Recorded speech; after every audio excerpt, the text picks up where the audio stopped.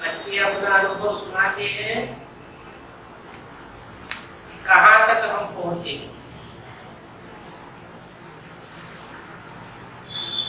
इसको पूर्णा कहा जाता है कि हम कर्मातीत अवस्था में कहाँ तक पहुंचे। कर्म करके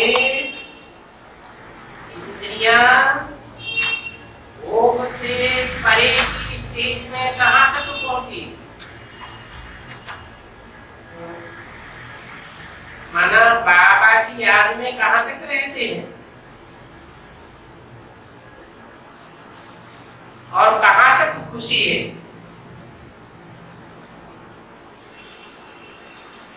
तुम जानते हो कि वो हमारा बाबा भी है, साजन भी है, हम बच्चे भी है, उसकी सजनिया भी है। वो साजन हमारा बहुत श्रृंगार कर रहे हैं, देवी गुणों से श्रृंगार कर रहे हैं, ज्ञान रत्नों से श्रृंगार कर रहे हैं, तो कितनी खुशी रहनी चाहिए। ये तुम बच्चों का डबल पीयर है। इसलिए बाबा भी डबल ओम शांति कहते हैं, क्योंकि एक तो है रूहानी बाप, तुम बिंदु बिंदु रूह हो ना, तो रूहों का बाप भी है, और दूसरा जिस्मानी बाप है। तो तुमको जैसे कि डबल इंजन मिली हुई, वो सुप्रीम और वो सेकंड नंबर।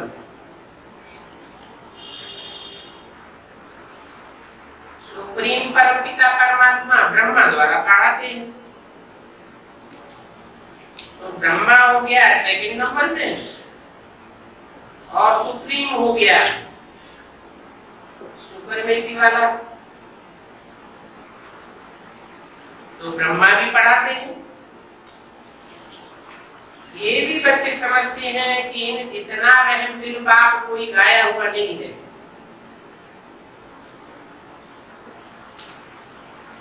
अभी हमको पता पड़ा है कि बाप आकर के बच्चों को बेहद की बात सही देते हैं। बेहद का बाप है ना,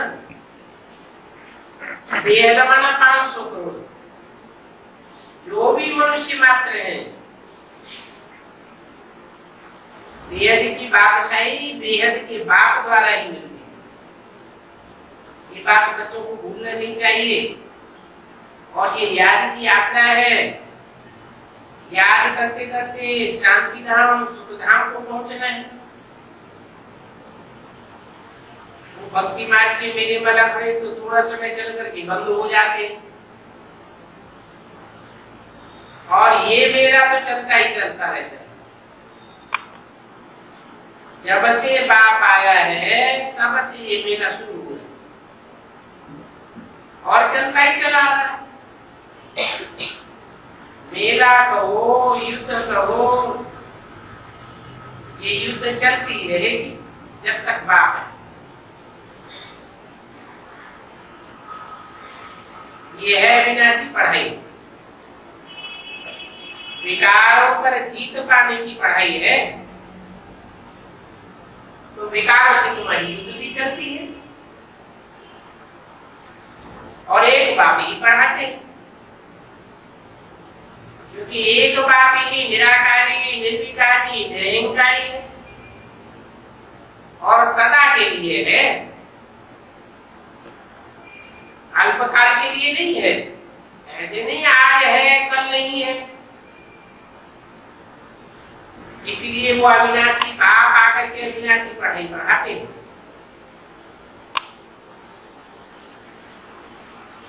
तो जानते हो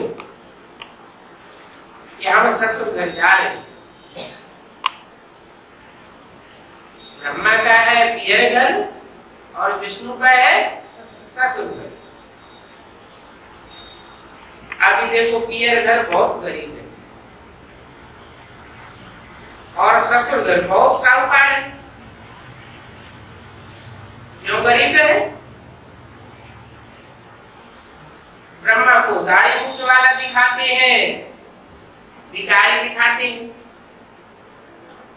जो भी देवताएं हैं उनको दाढ़ी मूछ नहीं दिखाई जाती और ब्रह्मा को, मनुष्यों को दाढ़ी मूछ दिखाई जाती। इसलिए क्योंकि विकारों की निशानी है ना, जब तक ये विकार है तब तक समझो गरीब है। ससुर घर में तो बहुत साहूकारी है, वहां विकारों की बात ही नहीं। तुम जानते हो कि हम इस पढ़ाई से वैकुंठ के मालिक बन गए। ऊंच से ऊंच बाप पढ़ाते हैं तो ऊंच से ऊंच वैकुंठ की नई दुनिया स्थापन करते हैं। तो फिर बच्चों को खुशी क्यों नहीं रहनी चाहिए? घर में बैठे हुए बाप को याद कर सकते हो और याद करते करते बहुत प्योर और मीठा बनना है। कोई को भी मनसा से, वाचा से, कर्मणा से दुख नहीं देना है। देह अभिमान में आने से ही खिटपिट होती है। देह अभिमान में आने से कोई ना कोई दुष्ट संकल्प चला लेते। मुख से दुख देने वाली वाचा निकल पड़ती है, कर्मेंद्रियों से दुख देने लग पड़ती है और सर्विस को भी धोखा आ जाता है। जब ऐसी एक्ट करते हैं तो डिसर्विस हो जाती है। जबकि बाप आए हैं तो ये तो सर्विस का बहुत बड़ा चांस है। तुम बहुत ऊंची सर्विस कर सकते हो, कोई को भी बाप का वर्षा दे सकते हो, दिलवा सकते हो। बाप को आधा कल्प से याद किया है और अभी वो मिला है। बड़ी शिक्षक से पढ़ाते हैं, याद करते हैं, मिलते हैं और जिस्मानी बाप का प्यार तो मानोगे मार ही मारे। बाप का प्यार तो सच्चा है। वो तो शादी कराते हैं कि बच्चे पैदा होंगे, बुढ़ापे में हमारी परवरिश करेंगे, हमारी धन संपत्ति के मालिक बनेंगे, हमारी धन संपत्ति पीढ़ियों दर पीढ़ियों सुरक्षित बनी रही। बाप तो कोई आस नहीं करता, वो बाप तो गिराते ही रहते हैं। सबसे जास्ती गिरावट होती है काम महाशत्रु। इसलिए बाप कहते हैं काम महाशत्रु है, शादी बर्बादी है। तुम बच्चों को तो शादी करनी ही नहीं। मृत्यु का बर अंतिम घड़ी पर है तो हम शादी करें ही क्यों? इसलिए पवित्र बनना है और खुशी में बहुत रहना है। जिनको धन होता है वो खुशी में बहुत रहते हैं। तुम तो 21 जन्मों के लिए स्वर्ग के मालिक बनते हो। तुम्हारी मुसाफिरी मूल वतन और सुखधाम की तरफ है। पहले मूल वतन जाएंगे फिर सुखधाम में जाएंगे। तो मूल वतन में जाने से तुम्हारी मौलिक स्टेज बननी चाहिए। कौन सी है मूल अवस्था? बिंदु रूप स्टेज। बिंदु बन जाना चाहिए। जितना जितना आत्मिक स्थिति में रहेंगे उतना मूल वतन की ओर दौड़ी तीखी पहने और उतना ही सुखधाम में जाएंगे। तो तुम्हारा विलायक स्वर्ग वर्ग है वो तो विलायत में जाते हैं, समझते हैं वहां बहुत सुख होगा।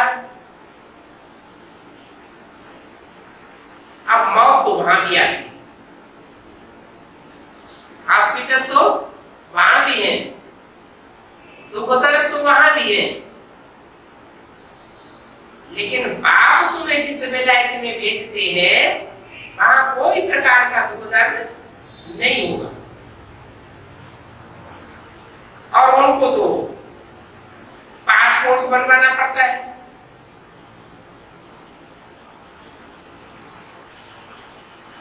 वो तो पैसे ले देकर पासपोर्ट बनवा लेते। यहाँ कौन सा पासपोर्ट है? यहाँ भी पासपोर्ट है पवित्रता का। जो जो पवित्रता का पासपोर्ट लेंगे उनको पवित्र बनने के कारण स्वर्ग में भेजा जाएगा। पासपोर्ट नहीं होगा तो स्वर्ग में नहीं जा सकते। तो तुम पवित्र रहते हो, आदि से प्रैक्टिस करते हो, याद उनको तो ऑटोमेटिकली मिल जाता है। तुम पढ़ते हो तो अपना सौभाग्य बनाते हो। तुमको पढ़ाई मिस नहीं करनी चाहिए। हम गॉड फादर स्टूडेंट हैं, ये बात तुम भूल जाते हो क्या? क्या भूल जाते हो कि हमको पढ़ाने वाला भगवान है और दुनिया को पढ़ाने वाले मनुष्य गुरु है। दुनियावी पढ़ाइयां डाबली पढ़ाइयां हैं और भगवान गॉडली पढ़ाई पढ़ाते हैं। तो जितना याद करेंगे उतना बंधन कट जाएंगे। सबसे जास्ती कौन याद कर सकते हैं?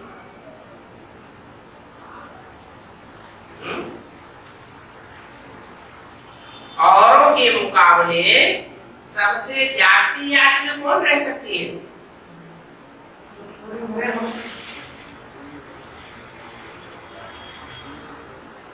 सबसे जास्ती याद में रह सकती है बाबेलियन।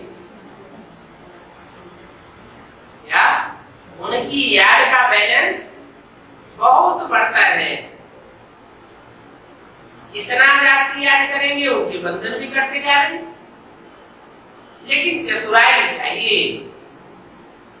उनका बच्चा कहेगा हम तो फिल्म देखने जा रहे हैं,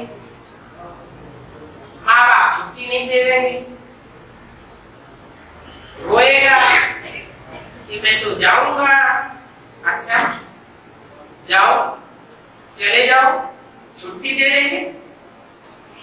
तुम्हारा तो एक गीत भी बना हुआ है कि छुट्टी दो तो हम जाए। बच्चे जानते हैं कि बाप वशीकरण मंत्र दे रहे हैं। राजयोग से और सुदर्शन चक्रधारी बनने पर तुम अपने आप को ही रास्ते दे देते। बाप श्रीमत देते हैं। ये श्रीमती ही बाप की मदद है, दूसरी कोई मदद अलग से नहीं देते हैं। ऐसे नहीं कि आशीर्वाद करो बाबा हम पास हो जा रहे हैं। नहीं, यहाँ कौन सा आशीर्वाद है? याद ही आशीर्वाद। पढ़ाई में टीचर से कृपा आशीर्वाद मांगना ये तो भूल है। स्टूडेंट परीक्षा में बैठते हैं तो क्या टीचर आशीर्वाद करेगा, कृपा करेगा? यहाँ भी ऐसे। यहाँ तो बाप पढ़ाई पढ़ाई रही है, पढ़ना तुम्हारा काम है। बाप तो पढ़ाते ही है सबको एक जैसा। और ये ज्ञान भी सेकंड का है। बाप तो सिर्फ कहते मुझे याद करो तो तुम्हारे विघ्न विनाश होंगे। मुझे याद करो, उसको याद करो। है कहते हैं तो कोई मुख से कहते होंगे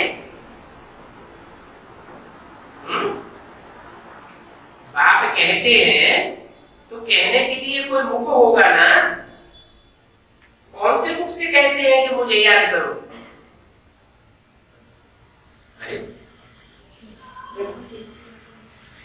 सन 67 में कौन से मुख से कहते हैं? ब्रह्मा के मुख से कहते थे। ब्रह्मा के मुख से कहते थे कि मुझे याद करो। तो मुरलियों में तो बोला है ब्रह्मा को याद नहीं करना है, ब्रह्मा का चित्र भी नहीं रखना है। इनका चित्र रखेंगे तो पतित हो जाएंगे। पतित होने वालों के फिर मंत्र थोड़े बनेंगे। ब्रह्मा के मंत्र बनते हैं क्या? मूर्तियां बनती हैं क्या? पूजा होती है क्या? ब्रह्मा को तो देवता भी नहीं कहेंगे, देवताओं की पूजा होती है। तो फिर किसे याद करो? हाँ, यहाँ शब्द है, दे दिया है, बाप कहते हैं। ब्रह्मा का जो रूप है वो कोई बाप का रूप नहीं है। उन्होंने तो बच्चों को जन्म दिया, ब्राह्मण बनाया, ब्राह्मण जन्म मिला बच्चों को, ब्राह्मण बच्चों को पालना मिली, बड़े प्यार से पालना दी। इतना सहन दुनिया में कोई कर ही नहीं सकता। तो माँ की पालना मिली, माँ से जन्म मिला, बाकी बाप नहीं कहेंगे। इसलिए उनका नाम ही क्या है? ब्रह्मा, बड़ी माँ, दुनिया की बड़े से बड़ी माँ। इसलिए बोला वास्तव में ये ब्रह्मा तुम्हारी जगदम्बा है, परंतु कर्म पुरुष का है। इसलिए चार्ज में ओम राज रखा हुआ। ये पुरुष तन छूट जाएगा तो ये आत्मा कोई माता में प्रवेश करेगी और जगदम्बा के रूप में स्वर्ग का गेट खोलने की चेष्टा करेगी। तो बाप कहते हैं मुझे याद करो,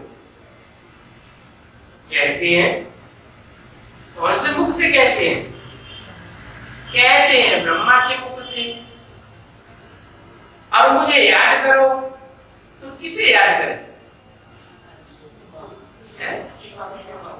तो 67 की मैं भूला गया, तो सुनने वाले किसको याद करें? ब्रह्मा को याद करें। ब्रह्मा को तो याद करने के लिए मना कर दिया, चित्र भी रखने के लिए मना कर दिया।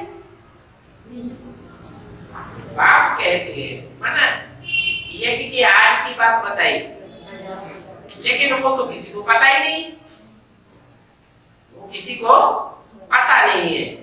तो जिस बाप को याद करें, कहने वाला बाप है, वो तो ज्योति बिंदु है। ब्रह्मा को याद नहीं करना है तो इशारा दे दिया कि अभी बाप का पार्ट अभी भी गुप्त है, आगे चलते प्रत्यक्ष होने वाला है। सिर्फ मुझे याद करो और कोई को याद नहीं करो। मुझे याद करेंगे तो विकल्प विनाश होंगे, जैसे को याद करेंगे वैसे स्टेज बनेगी। तो बाप बाप के रूप में जब प्रत्यक्ष होता है तो निराकारी स्टेज में होता है।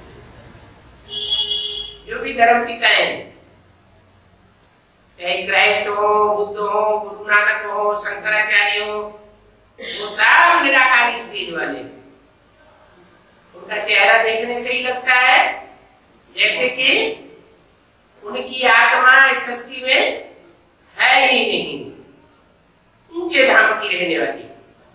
निराकारी स्टेज में होने के कारण उनको बीज कहा जाता है। अपने अपने धर्म के बाप है, लेकिन वो तो सिर्फ बाप है, उन बापों का भी कोई बाप है। तो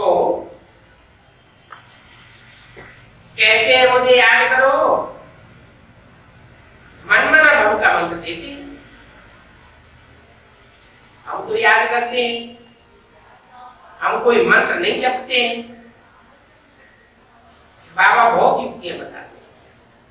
शंकराचार्य जैसे एक को जगाया तो तुम्हारा नाम बाला हो जाएगा। इसको जगाया शंकराचार्य को को नहीं, शंकराचार्य जैसे शंकराचार्य हुए हैं उन्होंने जैसे किसी एक को जगाया, माना कहां की तरफ इशारा दिया है? दुनिया के शंकराचार्यों को जगाने की बात नहीं है। ऐसे दुनिया के शंकराचार्य मठ पद सब जमा करके बैठ जाते हैं, अपनी पूजा करवाते हैं, शिवो हम बन के बैठ जाते हैं। ऐसे ही ब्राह्मणों की दुनिया में जो बड़े बड़े मठ पंथ जमा करके बैठे हुए, उनमें से किसी एक को भी जगाया तो तुम्हारा नाम काला हो जाएगा कि बाप ब्रह्मा कुमार ने तो, प्रजापिता ब्रह्मा कुमार ने तो शंकराचार्य को भी जगाई दिया। बाबा अगर छोटी कुमारी होती तो इतना ज्ञान होता और फट से जाकर के समझाती।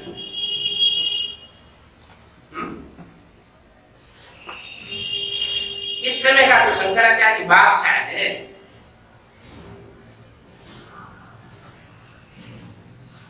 उनको अगर जीत लिया तो जैसे प्रजा को जीत लिया। ऐसे ऐसे ख्यालात तो करते ही रहो। मल्ल युद्ध होती है तो अंदर में ख्यालात चलती रहती है कि कैसे कहां से उंगली लगावे और वो जग जाए। विनाश का समय जब आएगा तो उस समय तुम्हारी रिजल्ट निकलेगी।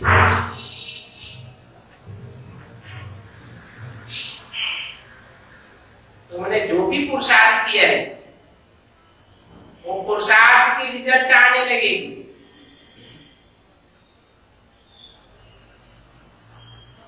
तुम्हारी मंजिल अभी दूर है।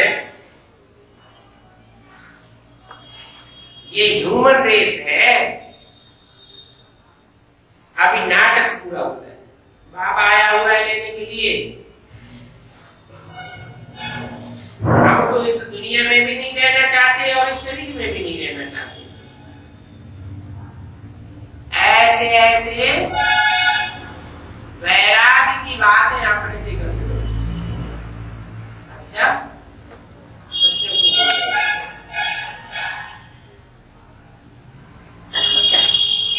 अगला प्रातः क्लास है 19 मई 1967। बाप बच्चों को समझाते हैं कि यहाँ पर जब बच्चों को याद में बिठाते हैं तो इस बात को कोई मनुष्य नहीं समझते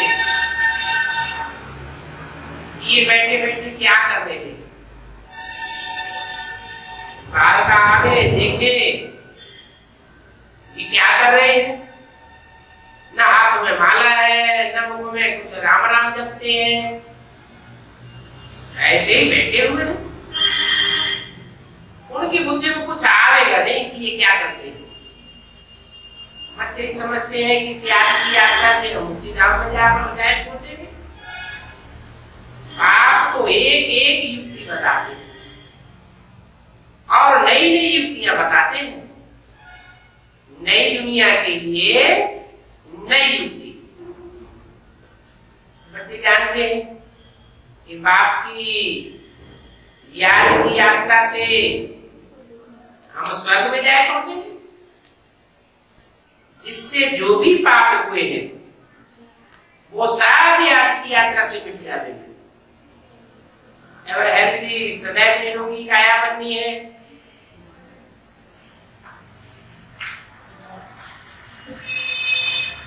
सदैव मन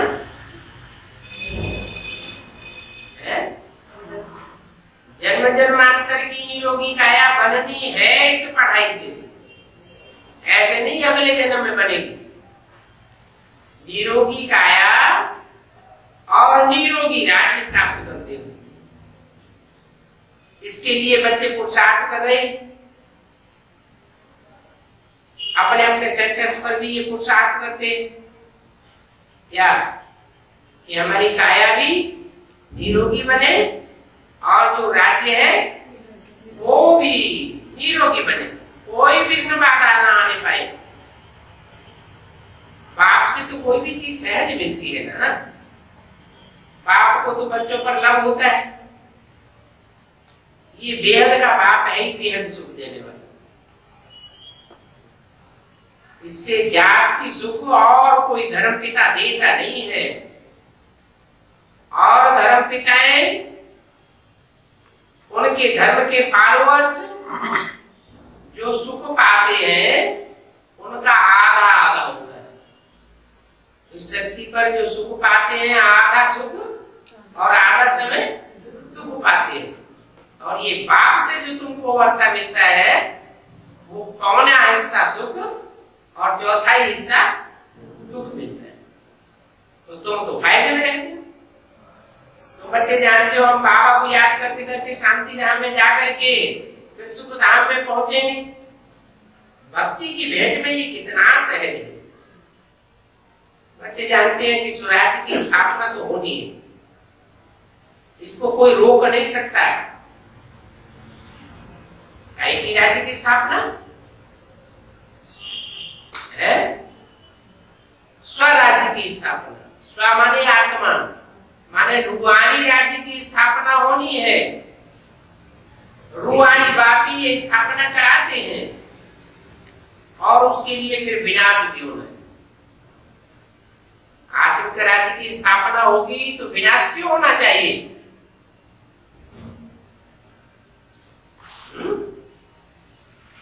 इसलिए होना चाहिए कि आत्मा बनने वाले सिर्फ 9 लाख ही निकलते हैं और बाकी सब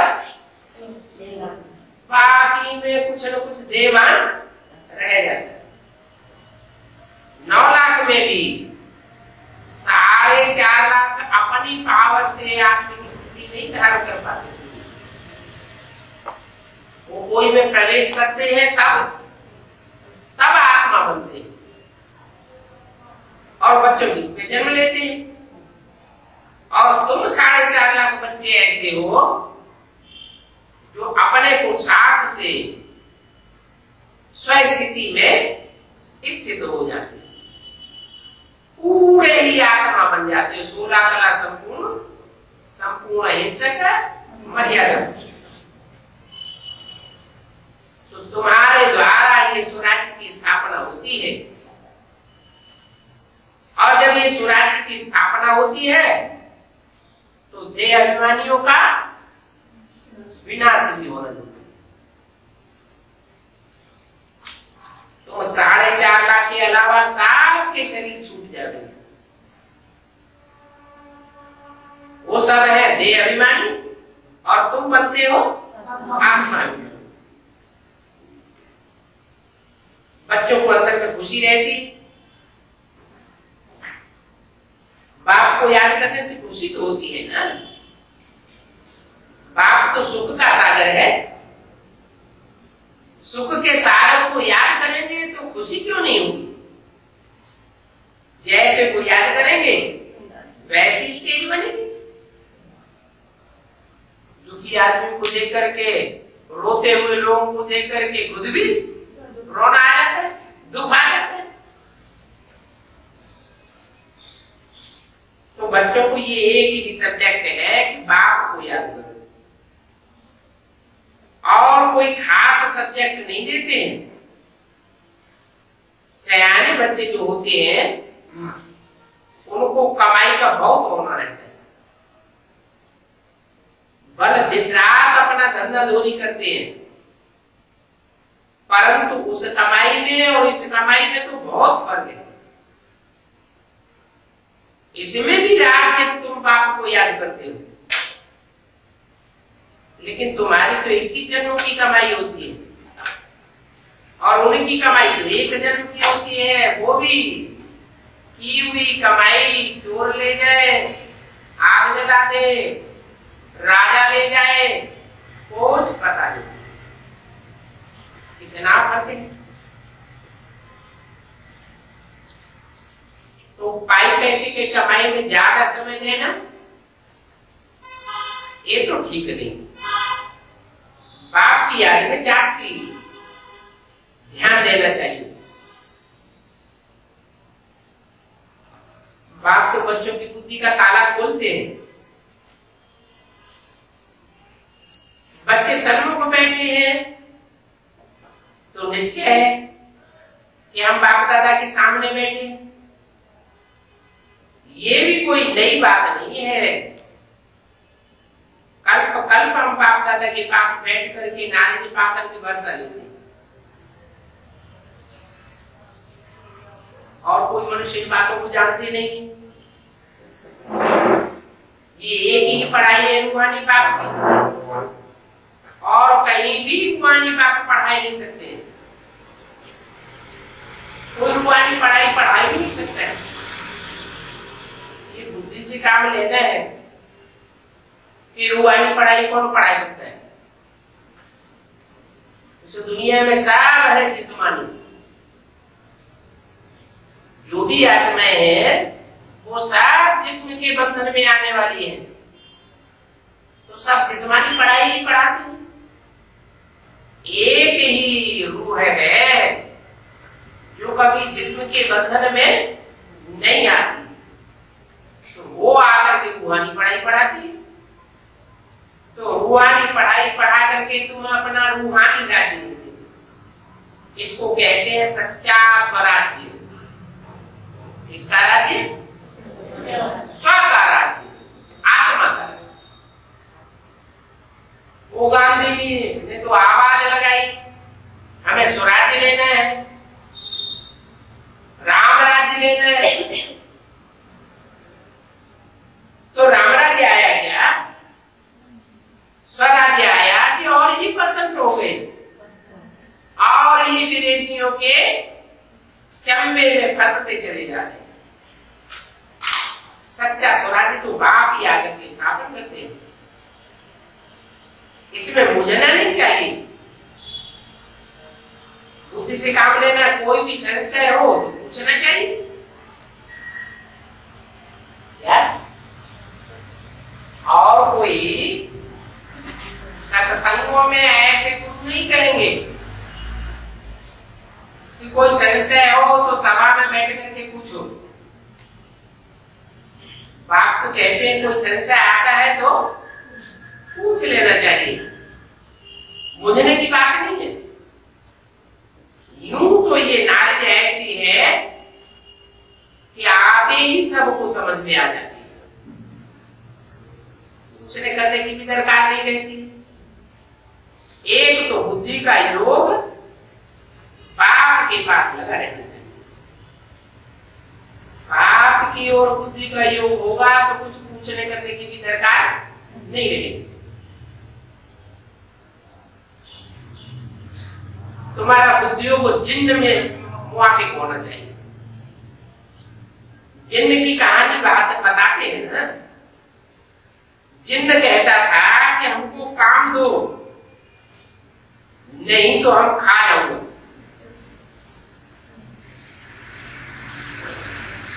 तो उसको काम दिया, इस सीढ़ी पर ऊपर चढ़ो और नीचे दो, यही तुम्हारा काम है। तो अपने काम में लग गए, ऊपर जाना नीचे आना, ऊपर जाना नीचे आना।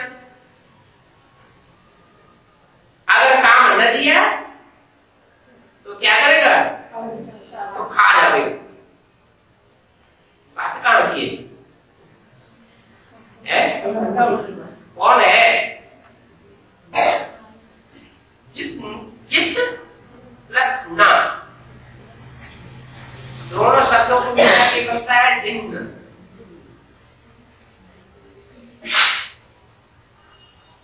चित्त ना, जो जीता ना जा सके। कौन है ऐसा संसार में जो जीता न जा सके?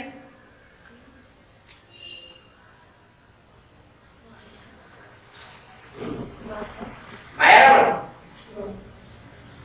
शिव बाबा कहा माया रावण। माया रावण को जीत लिया जाता है। कौन जीत लेता है? राम है, वो रावण को जीत लेता है। तो जिन्नात कौन हुआ? जो कोई से न जीता जा सके। हाँ शिव बाबा को जिन्नात है क्या, उसको काम मिलेगा? ऊपर चढ़ो नीचे उतरो, वो तो नीचे उतरता ही नहीं। शिव बाबा भी नीचे उतरता है क्या? है? वो तो संग के रंग में नहीं आएगा तो नीचे कैसे उतरेगा? तो कौन नीचे उतरता है? रामकृष्ण की आत्माएं जब पुरुषार्थ करती है, चाहे रामकृष्ण की आत्माएं हो चाहे कोई बच्चे हो, संग के रंग में आते हैं तो नीचे उतरते हैं, और बाप को याद करते हैं तो नीचे स्टेज पे चढ़ते हैं। ऐसे नीचे ऊपर उतरने वाली आत्माओं में राम वाली आत्मा है, उसको खास काम मिला हुआ है। क्या? ऊपर चढ़ो नीचे क्यों उतर? नीचे क्यों उतरो? ऊपर ही क्यों नहीं चढ़ते चले जाओ? जिन्नात हो तो ऊपर ही चढ़ते चले जाओ। इसलिए जो राम बाप है उसको प्रजापिता भी कहा जाता है, वो सारी मनुष्य सृष्टि का पिता है। तो पिता बच्चों के बिना वापस नहीं जा सकता। बच्चे जो नीचे स्टेज में पड़े हुए हैं उन बच्चों को भी नीचे से ऊपर ले जाता है। तो बच्चों के संग में आना पड़े, संग के रंग में आता है, उनके संग खाता है, उनके संग रहता है, तो अन्न दोष और संग दोष राम की आत्मा को भी लगेगा या नहीं लगेगा? लगेगा। संग दोष लगेगा तो अवस्था नीचे आएगी, फिर बाप को याद करेगा तो अवस्था ऊंची जाएगी। तो ये काम मिला हुआ, ऊपर चढ़ो और नीचे उतरो। अगर ऐसा न करे तो माया नहीं उसे खा जाएगी। माया और राम रावण खुद ही बन जाता है। क्या? युग के अंत में राम क्या बन जाता है? रावण बन जाता है। रावण बन करके सबको खा जाए, सारी दुनिया को हप करके बैठ जाए, कोई को सुख नहीं लेने देगा। क्या? कंस क्या बन जाता है? सतयुग में कृष्ण बन जाता है और कलयुग के अंत में कंस बन जाता है। जब सतो प्रधान है तो सात्विक स्टेज, तमो प्रधान है तो तामस की स्टेज बन जाती है। तो वे बाप भी कहते हैं कि हमको याद नहीं करेंगे तो तुमको माया काल खा जाएगा। जास्ती कोई मेहनत नहीं देता हूं, में बैठ जाता है कि ये दुनिया खत्म होनी है, इसमें दिल लगा करके क्या करेंगे? तो फिर पुरानी दुनिया से ममत्व मिटता जाएगा। अभी बाबा तुमको देखते हैं, तुम बाबा को देखते हो, बाबा की बुद्धि में है कि अब हम तो घर जा रहे हैं बच्चों के साथ, तुम बच्चे फिर राजधानी में आ रहे।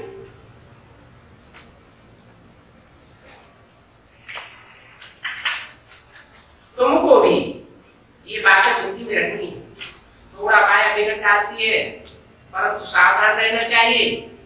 ऊंची से ऊंची भगवान करने वाला है तो जरूर पद भी ऊंचाई देवेंगे।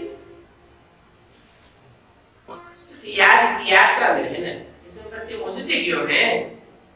जरा भी इसमें मुझने की दरकार नहीं। ये भी बात में समझाया है, तुम्हारे से कुछ भी नहीं लेता हूं, मैं तो तुमको देने आया हूं। कोई ट्यूशन लेता हूं क्या? कोई पढ़ाई का उन्नत लेता हूं क्या? तुमको सुखधाम का मालिक बनाने आया हूं। हम ईश्वर को देते हैं, ये सोचना भी पाप है। क्यों?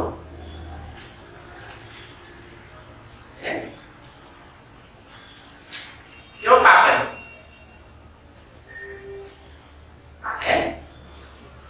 ये कोई देता है बाबा को कुछ, अगर ये सोचे कि हमने बाबा को दिया, बाबा ऐसे यज्ञ में लगा देंगे, यज्ञ का खर्चा चलेगा, तो ये सोचना पाप क्यों है?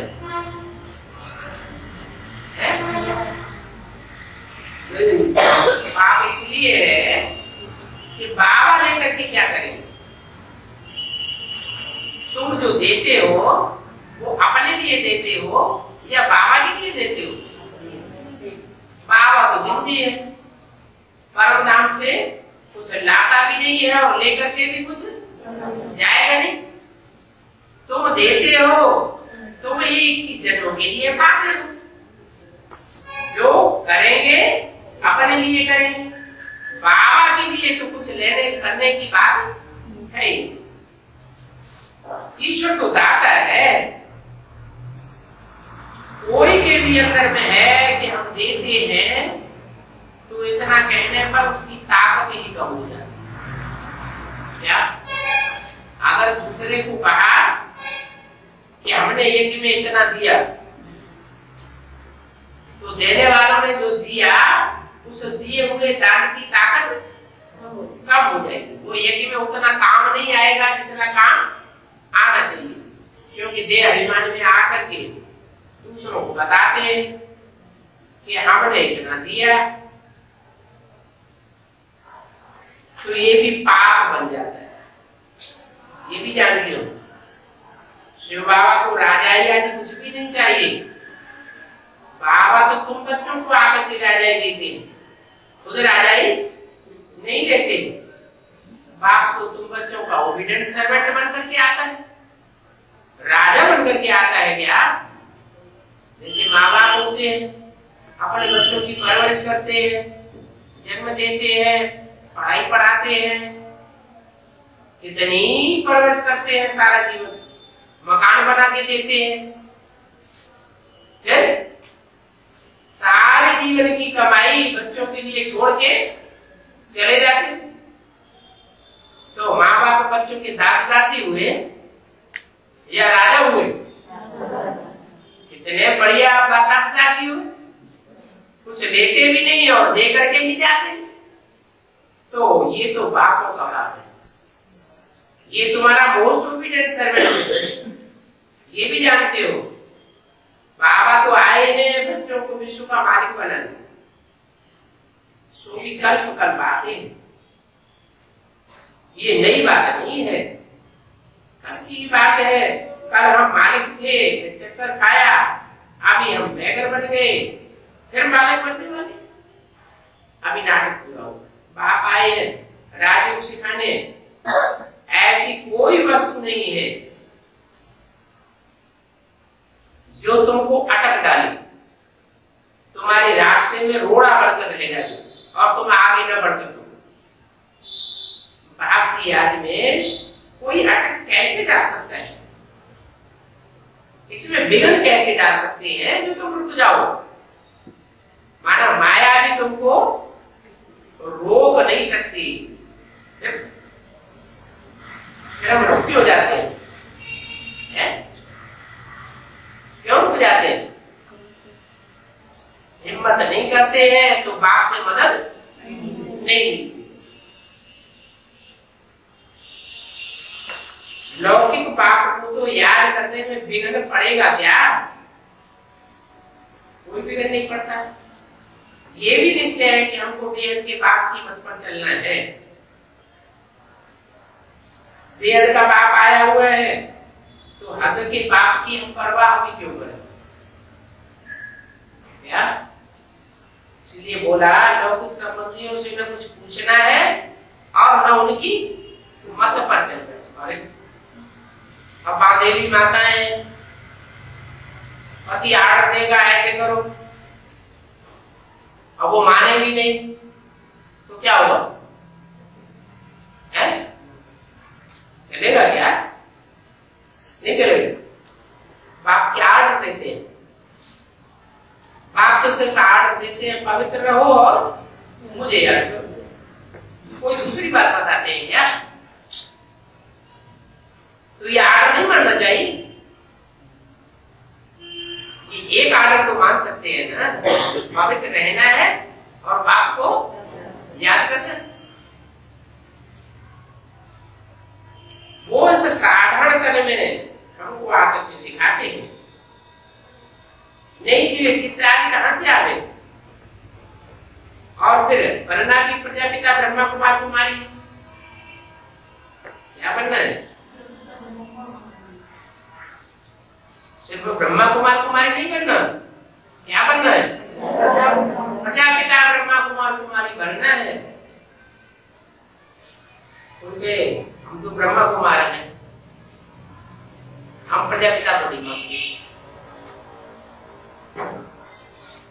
दोष आ जाएगा? कोई कहे हम तो अम्मा कुमार है, हमें बाप का पता नहीं, तो क्या दोष आ जाएगा? कोई अपनी अम्मा का नाम बतावे कि हम अपनी अम्मा की कुमार है, बाप का नाम न बतावे तो लोग क्या समझेंगे? कोई गड़बड़ है, ये अपने बाप का नाम क्यों नहीं बताता? तो बाबा कहते हैं कि तुमको क्या बनना है?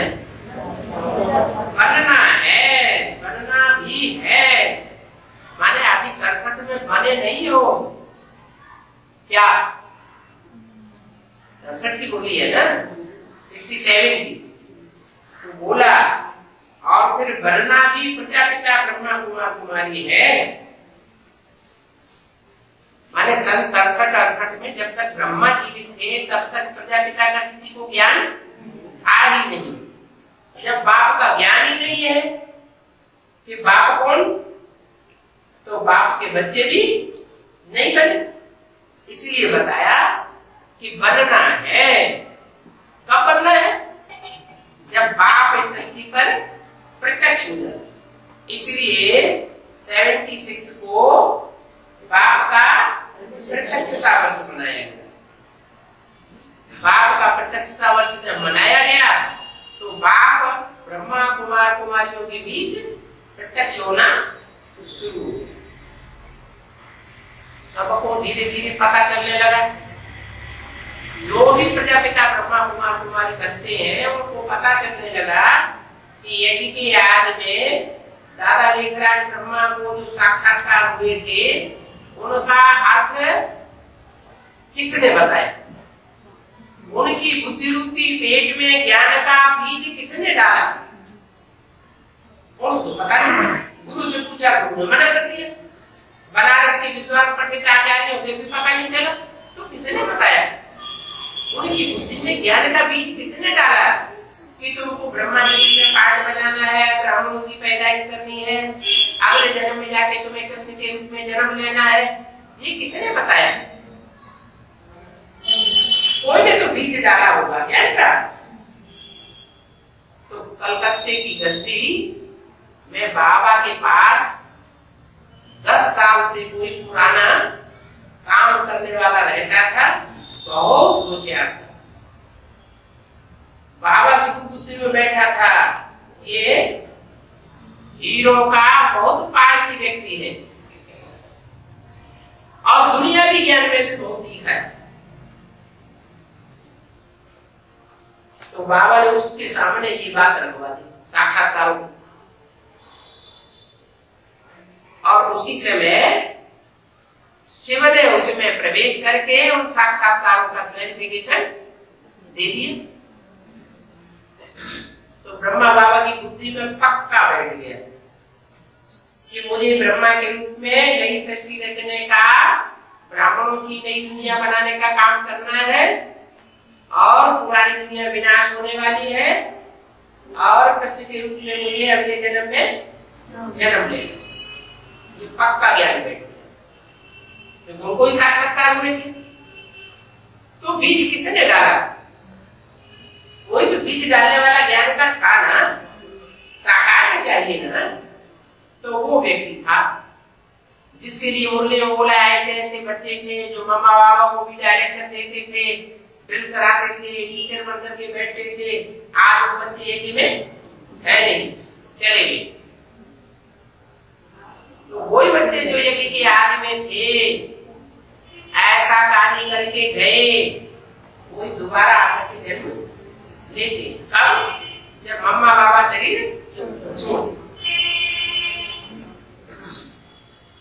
तो जब वो प्रत्यक्ष होते हैं, वो बच्चे ज्ञान लेने के बाद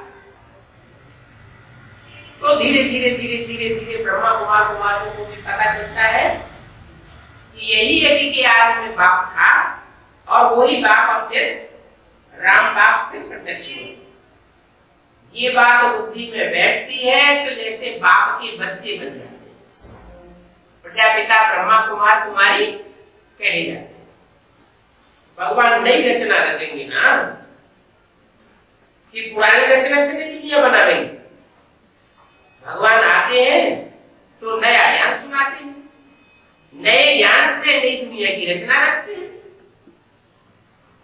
प्रजापिता ब्रह्मा द्वारा रचते हैं।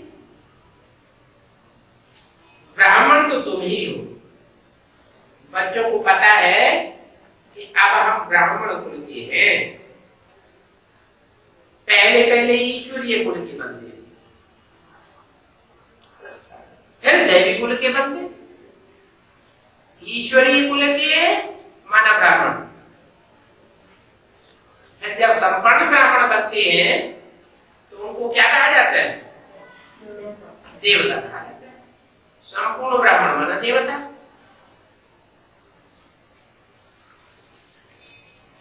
उन्नीस 567 की वाणी का दूसरा पेज। तो तुम्हारी बुद्धि में सारा चक्र है कि कैसे हम मनुष्य से ब्राह्मण बनते हैं, ब्राह्मण से देवता बनते हैं, देवता से द्वापर में आकर के फिर मनुष्य बनते हैं। मनुष्यों में भी पहले वैश्य बनते हैं, फिर शूद्र बनते हैं, फिर शूद्र से ब्राह्मण। शायद बातें फिर क्यों भूलनी चाहिए? याद रहने से ही सदैव खुशी रहेगी। क्यों खुशी नहीं रहती है? क्योंकि आपस में झरमुई झगमुई में लग जाते हैं तो ये सब बातें ज्ञान की भूल जाती है। झरमुई झगमुई क्या होती है? आपस में एक दूसरे लड़ाई लड़ने लग पड़ते हैं, एक दूसरे की कमियां देखने लग पड़ते हैं। बजाय एक दूसरे को उठाने के, एक दूसरे की कमी देख करके एक दूसरे से झगड़ना शुरू कर देते, उसको कहते हैं झरमुई झगमुई। बच्चों को याद की यात्रा में रहना चाहिए।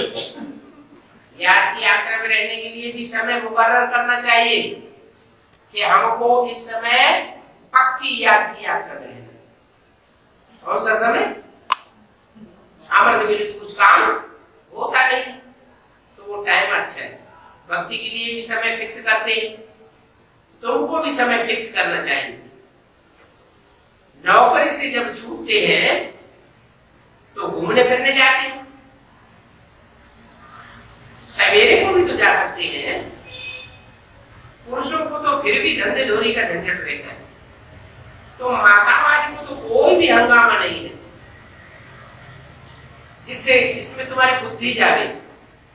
तुमको तो घर बार संभालना है, बच्चों को स्कूल भेज दिया, फिर बैठ करके बाप को याद करो। कभी भी समय मिले तो टाइम वेस्ट नहीं करना चाहिए। बाबा कहते रहते हैं कि याद का चार्ट रखो तो तुम्हारी बहुत उन्नति होगी, अपना ही कल्याण करना चाहिए। बाप जो कहते हैं वो सुना नहीं करना चाहिए। आप समझते हैं कि अपना चार्ट रखने से बच्चों की उन्नति बहुत होगी। चार्ट नहीं रखेंगे तो उन्नति नहीं होगी और खुशी भी नहीं होगी। और उनको आप समान बनावेंगे तो बहुत खुशी होगी। गाया भी जाता है, हीरे जैसा जन्म अमोलक। ऐसे हीरे जैसा जन्म अमोलक। ये जन्म ब्राह्मण जन्म में हीरे जैसा जन्म क्यों है? सतयुग में कैसा जन्म होगा? सतयुग में सोने जैसा जन्म होगा, लेकिन वहां चमक नहीं होगी ज्ञान की। और यह संगम युग में ज्ञान की चमक होती है, इसलिए ये हीरे जैसा जन्म। जितने भी रतन होते हैं उनमें एक रतन ऐसा है जो चमक मारता है रात में। कौन सा? हीरा। तो तुम्हारा हीरे जैसा जन्म है। और धर्म में जो कन्वर्ट होने वाली आत्माएं हैं, और धर्म में जो कन्वर्ट होने वाली आत्माएं हैं, उनका जन्म हीरे जैसा नहीं होता है और तुम्हारा जन्म हीरे जैसा होता है। वो और धर्मों में कन्वर्ट हो जाएगी तो उनकी कीमत कम हो जाएगी। तो दुनिया में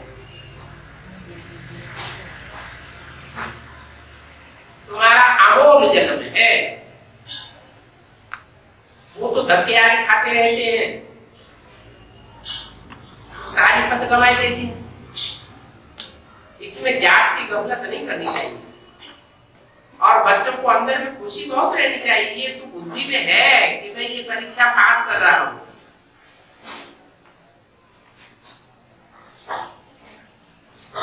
जो इनकी बुद्धि में है तब तुम भी यही धंधा कर रहे हो। और फिर क्या चाहिए? परवाह की पार ब्रह्म में रहने वाले परमात्मा की वो तुमको मिल गया, फिर बाकी क्या चाहिए? विश्व की बादशाही मिल जाती है। तो बच्चों को अभी बादशाही मिल रही है, इसलिए सदैव हर्षित रहना है। तुम्हारे जैसा सौभाग्यशाली और कोई मनुष्य नहीं हो सकता। क्यों है? तुम्हारे जैसा सौभाग्यशाली और कोई मनुष्य क्यों नहीं हो सकता है? क्योंकि तुम भाग्यशाली रथ के द्वारा पढ़ाई पढ़ते हो क्या? और जो धर्म पिताएं होते हैं उनको भाग्यशाली रथ नहीं कहेंगे। क्यों? क्यों? उनमें भगवान प्रवेश नहीं करता और तुमको भाग्यशाली रथ मिला हुआ है, तो तुमको तो बहुत खुशी होनी चाहिए। बशर्ते तुम श्रीमत पर चलते रहो। अगर तुम श्रीमत पर चलते रहेंगे तो तुम्हारी बहुत ऊंची तकदीर बनेगी। जानते हो कि शिव बाबा हमको राजीव का इम्तिहान पढ़ा रहे हैं। बच्चों को अंदर में बहुत खुशी रहनी चाहिए। सारे विश्व में तुम ही हो जिनको भगवान पढ़ाते हैं। क्या सारे विश्व में और कोई है ही नहीं जिनको भगवान पढ़ाते हो? पढ़ाते हैं क्या? उन ब्राह्मणों को भगवान पढ़ाते हैं या दीदी दादी दादाएं पढ़ाते हैं? दीदी दादी दादाएं पढ़ाते हैं। वो दीदी दादी दादाएं क्या कहेंगे कि हमको ब्रह्मा की तरह में भगवान पढ़ाते हैं। क्या पढ़ाते थे? अभी नहीं पढ़ाते, पढ़ाते थे, लेकिन उनको पता ही नहीं है कि अगर ब्रह्मा के तन में भगवान पढ़ाते थे तो ब्रह्मा की पूजा होनी चाहिए, ब्रह्मा के मंदिर होने चाहिए, ब्रह्मा की मूर्ति बननी चाहिए। वो तो बनती नहीं और भगवान के तो मंदिर बनते हैं, भगवान की तो पूजा होती है, भगवान की तो मूर्तियां बनती हैं। तो वो मूर्तियां कौन सी? तो बुद्धि में बैठना चाहिए कि विष्णु और शंकर तीन देवताओं में ये दो देवताएं ऐसे हैं जो भगवान का रूप धारण करते हैं। भगवान आकर के भगवान भगवती बनाते हैं। ऐसे तो भगवान निराकार को ही कहा जाता है, बिंदी को कहा जाता है, लेकिन वो बिंदी बाप आकर के जिनको आप समान बनाते हैं वो लक्ष्मी नारायण कहे जाते हैं, भगवान और भगवान भगवती से फिर राधा कृष्ण जैसे देवताओं का जन्म होता है। तो बोला तो बच्चे बहुत खुश थे। बाप याद दिलाते हैं और समझाते हैं कि मरना तो सबको है। क्या ऐसा कोई नहीं बचेगा इस दुनिया में जिसको मरना न हो, लेकिन तुम्हारे मरने में और दुनिया वालों के मरने में क्या अंतर होगा? तुम जीते जी मरेंगे और दुनिया वाले शरीर छोड़ करके मरेंगे। अगर सारे ही शरीर छोड़ के मर जाए तो राधा कृष्ण जैसे बच्चों को जन्म कौन देगा? तो फायदा कौन रहेगा? जो जीते जी मरेंगे। जीते भी है और देवान से देवान से मारे। 5 विकार ही खलास हो जाए। अगर यही 5 विकार खलास हो जाएंगे तो देवता बन जाएंगे।